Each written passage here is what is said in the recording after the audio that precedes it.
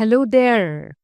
A warm welcome to Speak Clean. Over the years, there have been many who have joined the cleaning industry, but there are few who have left a mark for us to learn from. Today, let us meet a stalwart from the cleaning industry who has been born into, brought up with, and possibly breathes the values of cleaning and hygiene at every movement.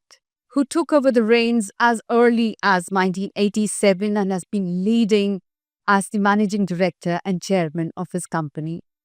He is an unmatched personality, effortlessly engaging, soft spoken, and who is a natural storyteller who leaves every conversation memorable. He is none other than Dr. JPS Bakshi, a leader, a mentor, and a person who believes in unwavering excellence. Very warm welcome, Dr. Bakshi, and thank you for joining us here in our studios today. Thank you very much, Mona, for inviting me here today. And I'm so happy to be here. You have not changed. You are the same I saw you in 2006. I don't know in what sense, but yeah, some of the things have to remain same. Huh. But I have changed, and every day we are all changing. No, but actually, a change that has happened is in terms of cleaning, in terms of what is happening in the world, what we have adapted, is something very novel and challenging too. Yes. Such when it comes to you, you are the same composed person, calm. Well, how is it that you have maintained this balance all these years? I don't know. What I think, Mohana, is that since I have two, I'm juggling with two professions in my life.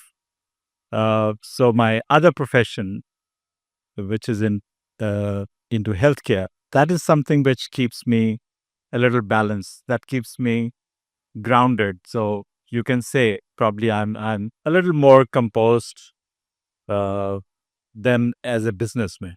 Okay, but when it comes to cleaning, yes, way back in 1987 when you started, you were using cleaning brooms, vacuums, and now it's like gobblers, robots. There has been a stark change. How have you been able to adapt to this change? Ona, yes, as you rightly said that we started, the company which I'm representing as Line Services started in 1987. But just let me take you back to 1968 when my mother was the one who started the cleaning business, and she was already a second generation entrepreneur into the cleaning industry. Wow. Uh, at that point of time, very surprisingly, I remember as a child, there were much better vacuum cleaners. Yes, and then somewhere down the line, we shifted from those vacuum cleaners which were all coming to the country courtesy the lot of embassies who were using them, and then it be transfer. We migrated to brooms, and now we are rediscovering to robos. Wow. So this is something like a bell curve, I'll say. Nice. I think those days vacuums were really large and Yes. and used to make a lot of noise. Yes, that's very true. They were very big vacuum cleaners and very big, the scrubbing machines.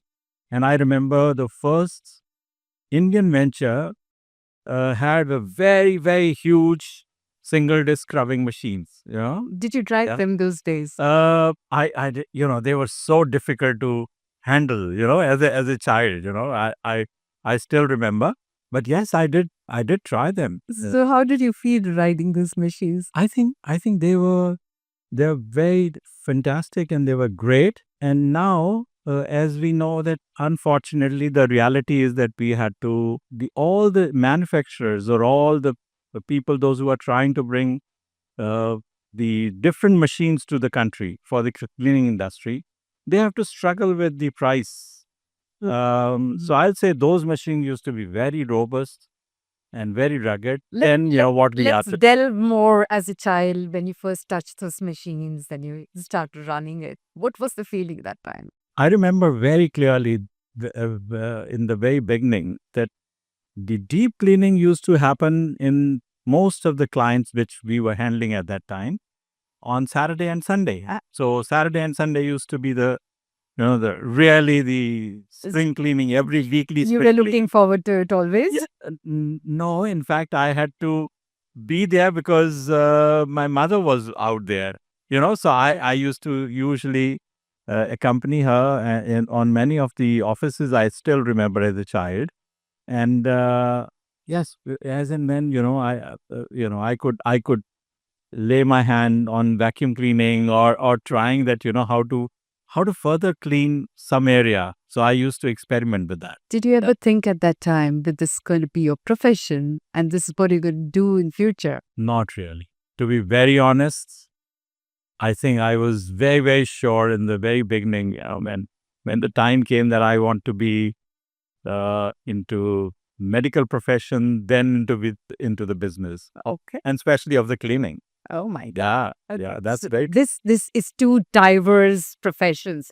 Where is a medical profession and where is a cleaning profession? So how did you make that choice? Don't ask me that. Don't ask me, but I'll share with you, Mona. So from the time when I started my medical practice, I was very sure that I was not going to be doing anything to do with the cleaning industry, because I think I had seen it, and I had seen that how from a very fine kind of a job to it became a kind of a commodity kind of a job. So I was very sure that I wanted to pursue my medical practice. And, it was very, very difficult for me to take that choice to re enter into the cleaning industry. Mona, to be very honest, I think what I remember, I can very clearly remember, in healthcare, you can see certain number of patients in a day. You can touch only certain number of patients, or you can heal certain number of patients in a day. I think the cleaning industry has tremendous potential to touch so many people in terms of the healthcare. So today, if you ask me, I will call cleaning industry as nothing but the preventive healthcare. Lovely. So that's how I convinced myself that I can only see certain number of people, in my practice, but doing a good cleaning, good from the cleaning perspective, I can probably touch so many lives, so many areas as a preventive healthcare. So that's how, Mona, I am also now into the second profession. So you are running two parallel professions. What is the challenges that you face there? The dilemma is that, as a physician, as a doctor, you have people value you more, people respect you more. But the moment you shift to the cleaning, people don't value you. People don't value the cleaning as nothing but extension of healthcare or a preventive aspect. I think there is a big, huge gap in this. I think that at least in our country, still cleaning is not still considered as a hygiene. It's I would still agree with you. I have heard many of the service providers saying that even today it takes a lot of effort to, we are already speaking of Swachh Bharat and everything, and people are aware about it, but yet it needs a lot of convincing when it comes to, introducing professional cleaning in the client's offices. How do you think we're going to close this gap? so cleaning today has become a necessity, but the cleaning at a level, which is not only aesthetics, but it is also from the point of view of hygiene, is something which is still missing. People are not really, we see that in offices, we see that on streets, we see it everywhere. We are cleaning, but we are not cleaning from the point of view that how our healthcare can be improved. So, for example, I'm sure if I take you to the street level cleaning, I'm sure we are all brooming our cities for more than 100 years. More than 100 years. Right. But do our cities look clean? No. So where is the missing link? What is What is it that we are not really able to understand? I think that's something which we need to focus on. And I think that's what even the client, even the people, those who are uh, outsourcing the job, they need to understand that what is their primary focus for outsourcing cleaning or doing the cleaning. So that's something, Mona, is something where the industry needs to work on, and we all need to focus on that. Right. So, in your particular profession of cleaning, you have seen the highs and lows, especially when dealing with clients who have been a little hesitant to adopt all the practices today.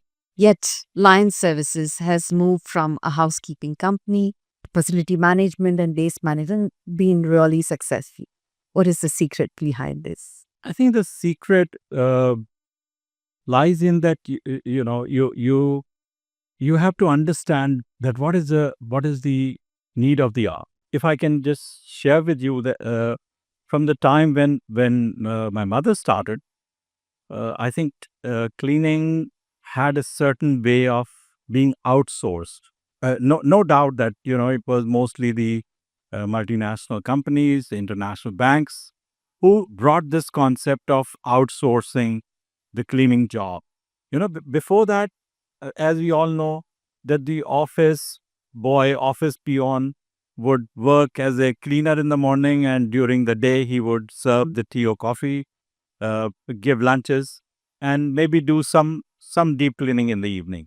So from that point, when the cleaning became a specialized outsourcing job, uh, to the time when the Indian corporates adopted outsourcing the cleaning. I think it was not for cleaning, it was for giving away their responsibilities or their own liabilities or their burden. The focus was never on that we want to, wow, now we want to take the cleaning to next level. Right. The idea was that, okay, how can we get rid of our liabilities? So let's call tenders, or let's call companies, and let them give the minimum prices or minimum costs to us. I think that still continues. It still continues. It will continue because we are not able to.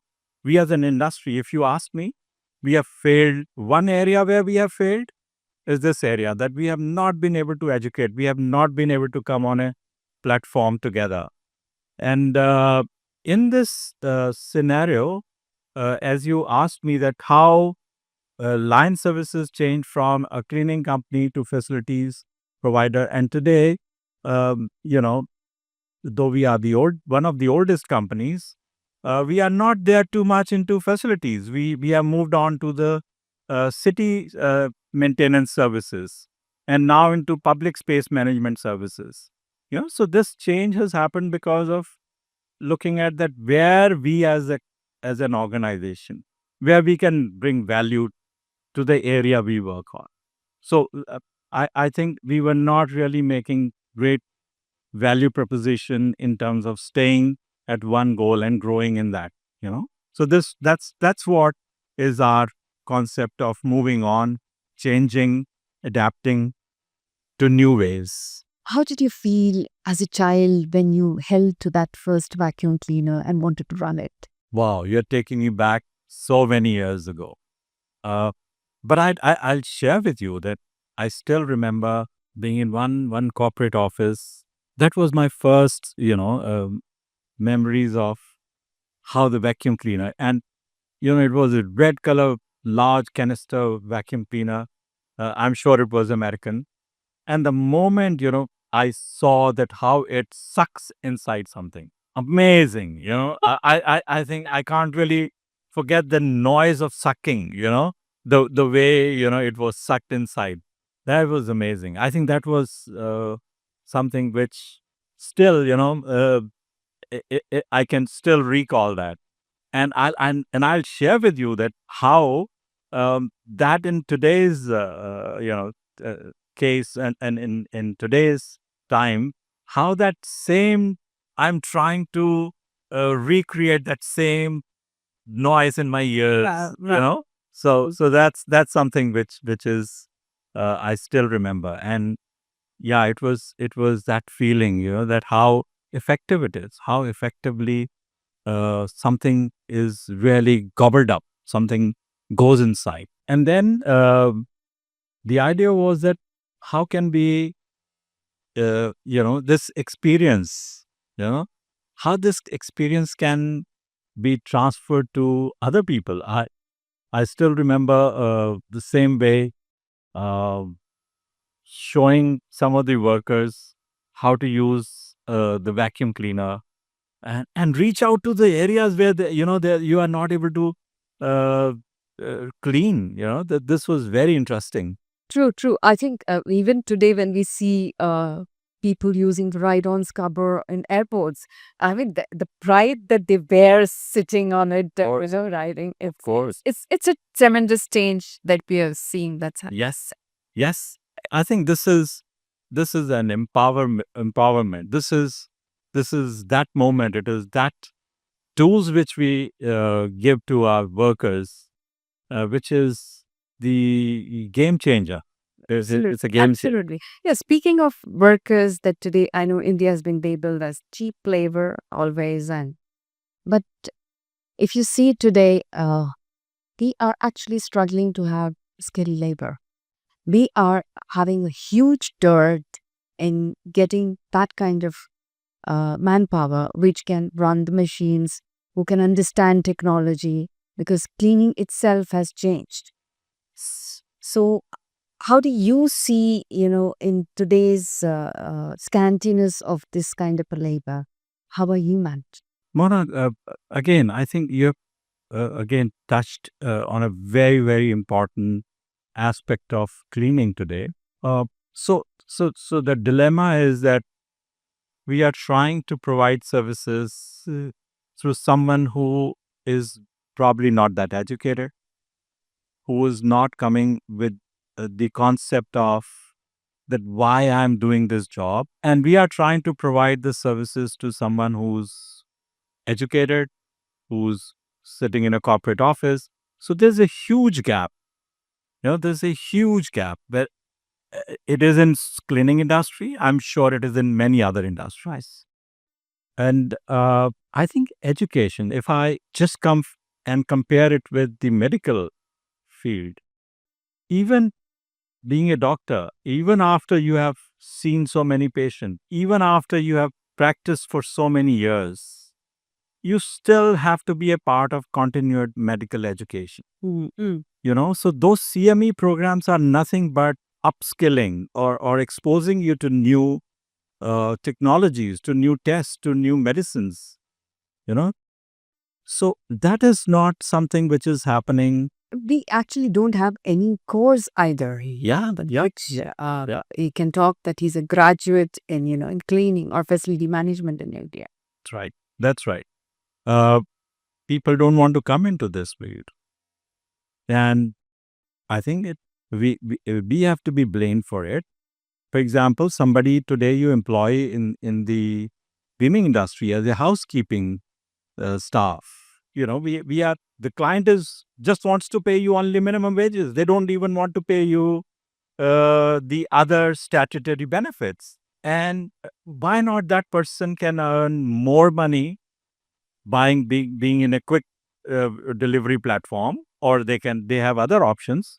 So we are going to have dearth of people coming into the cleaning industry in the future. And unfortunately, sorry if I extend this further, Mona, maybe we can see or robots cleaning overseas, but India is not ready for it. So I think we need to. This is some area where Contradictory that's yes, happening, where we're talking of dirt of labor or skilled labor, yeah, and at the same time we're talking we are not adopting robots. yeah, It's too expensive. And there again, we have the clients looking at margins. No, we want to cut margins, we want to look. But this seems to be a never ending story. that's very true. And the reason is simple. We are not able to see cleaning as a preventive healthcare. For example, if uh, we don't understand that why the cleaning is being done in an office, in a school, or in any other area. If the cleaning is done only for aesthetic purpose, it's a different story. But if the cleaning has to be done from healthcare point of view, thankfully, COVID told us, that how things have to happen. Okay. So, and the whole world went crazy. We were washing our roads. We were spraying everything in the air. But, yeah, but yeah. On a serious note, Mona, I feel that our focus should be cleaning for health. That should be the focus, cleaning for health. That's very beautifully put, actually. Going back to the journey, yes, you have now entered into IFM and waste management services. You have also diversified into manufacturing. You came up with a cute gobbler and you now have multiple machines coming onto the floor. What is the need, or what inspired you to, jump into the other side? When we started our first mechanized road sweeping project, the learnings were that our roads are built not to really clean through mechanized means. If we look at our roads, our curbs are very deep. Even a good mechanized road sweeper cannot really reach out those areas. What we call is that the rainwater channels. Yes. Yeah.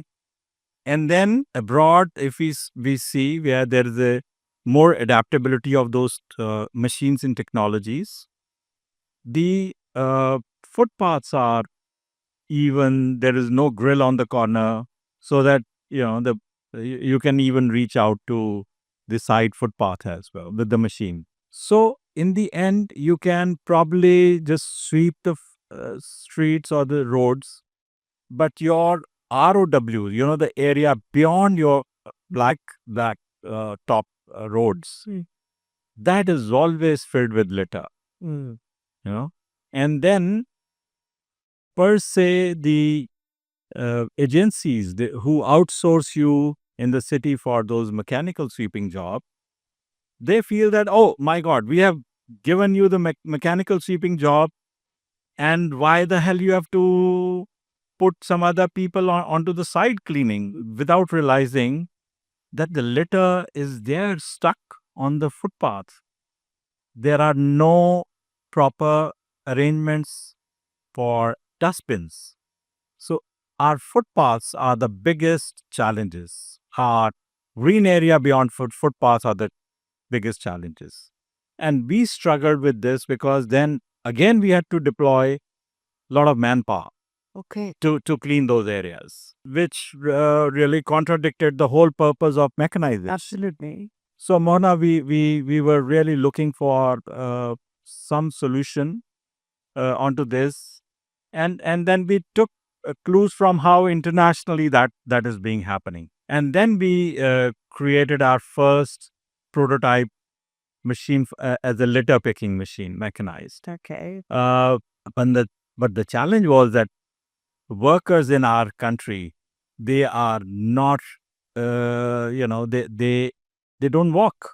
We as Indians, we really don't walk. We want all situation where we just get out of our car outside our homes. We don't want to walk. So the municipal workers also don't want to walk. Oh, really? And so we faced the challenge that here is a machine which picks up litter, but people don't want to use it beyond, maybe 1 kilometer or 2 kilometers. Okay. And then we looked at that, what should we do to, really make a better use of this equipment. And that's where we indigenized and we said, okay, let's put a ride on, come walk along litter picker. And that's how, Yeah, I think tried to your solve. necessity of, every situation prompted you to get into making more and more machines. Exactly. Exactly. I think, again, this is something which, you try to learn from your other profession, medical profession, that how do you solve the problem of the patient? How do you bring relief to the patient? And you do one test, and then you feel okay, still it is not showing the full spectrum, and then you want to go into another thing, and then you want to try one set of medication. And I think same thing what we did here. We said, okay, let's look at how can we further improve, how can we further improve on the things. So this is what. I think out of necessity, every time you had evolved a machine which met your requirements. So, what else does your gobbler do? So gobbler, as the name suggests, it practically gobbles everything. My God, how did you get? Is that why you chose that name? I think the name was because of what we were trying to solve. Right. So we wanted all the litter to be banished. We wanted all the litter to be gobbled up. So that's how the name gobbler.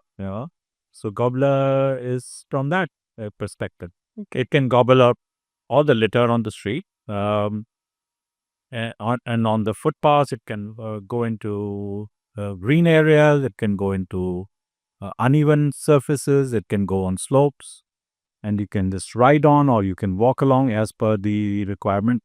And yes, it does a fantastic job. And if you remember, we just talked about what was my feeling for the first time. So when I heard that sound of something going inside the vacuum pipe, I think gobble creates that effect for me, And every time, if it is a plastic bottle or if it is a glass bottle, it zips in, and that creates my memory. That's So lovely. that's something which I like, and I really want to be near it all the time. I wish I could do that. It's quite interesting concept, and I think it must be useful in various other industries, not just the streets.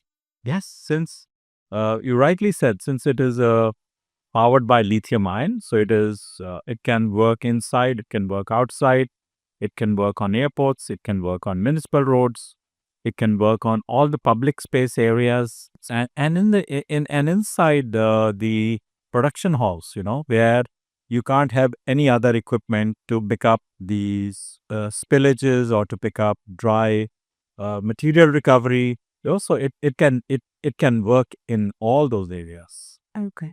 Right. A very important question. Mm-hmm. You are a legend. You are carrying a legacy from mother to you.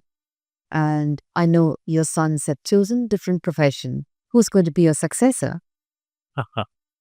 This is one question comes to me from various aspects, that who takes it on, or what is the succession planning, and who's going to take the legacy on. Y- you know, first thing is that I wanted my sons to do what they felt was important for them, and by God's grace, they are doing well. They are educated well, and then they are both into their own fields. Mona, for me, it is important is that legacy is not really through generation. Legacy is through somebody who sees your vision. Honestly, I believe in that, and and trust me, in whatever I do, I try to create leaders in that company or leaders in that organization who can see, who can vibrate with the same vision, who can understand that what is important. And not everyone does that. Not everyone vibrates at the same frequency, but then there are few chosen ones who can see your vision, who get aligned with that. And that's where the legacy continues. And I'm very lucky. I must say, I'm very lucky that in whatever I'm doing, whether it is in healthcare, whether it is in cleaning, whether it is in equipments, everywhere I have people, those who can, vibrate with the same concept, with the same thought, and they are the future leaders for us. Love. That's a very beautiful talk. And Thank you. your explanation of the legacy that is going to move from one hand to another, need not be the same families. Talking about vision, talking about the future, the company that you started. If you talk about it, what does it contribute to India? How do you see India 10 years after, 50 years after? What is your vision of India? I think what I understand, Mona, is that today cleaning is a necessity. It is a necessity, as I said earlier, because government or municipal corporations or corporates, they want to outsource, not necessarily for improvement, but for giving their own pain areas to someone else. We need to just, all of us, the industry needs to add into this the concept of why we are doing this and how can we just, by changing few of the dynamics, how can we bring in more value addition? As I said, we are cleaning, but can we clean for health? We are in the cities, we are doing the job, we are sweeping. Can we do it from the point of view of controlling pollution?